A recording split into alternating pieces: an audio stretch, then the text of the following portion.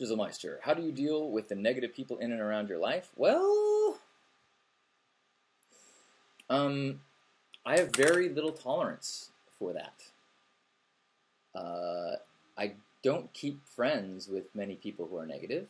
I generally disassociate, and I mean,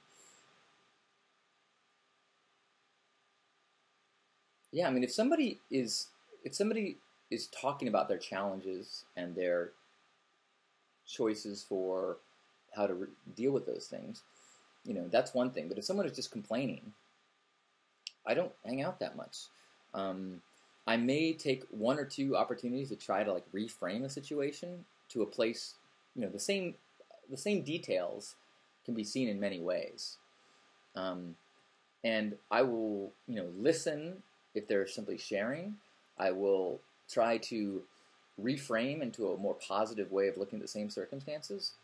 But I really try not to spend time with people that kind of force me to join them in their suffering. And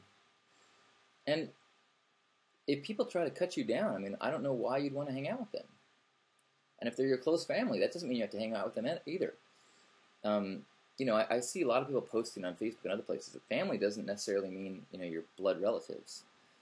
One thing that Jacob Glass told me one time that I really liked was he said that when you visit your family, try to imagine that there's somebody else's family, and that because you have so many deep patterns with people that are in your family and expectations of who you want them to be, that it's hard to let go because they're not those people.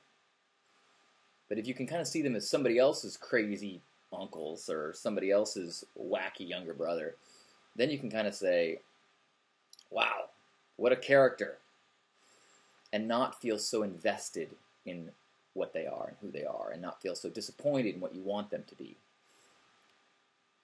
That's a huge part of it, is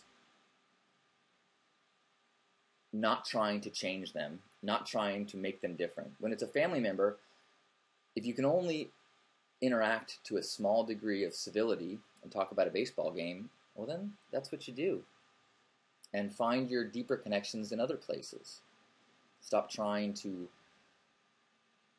dig for what you want when it may not be available.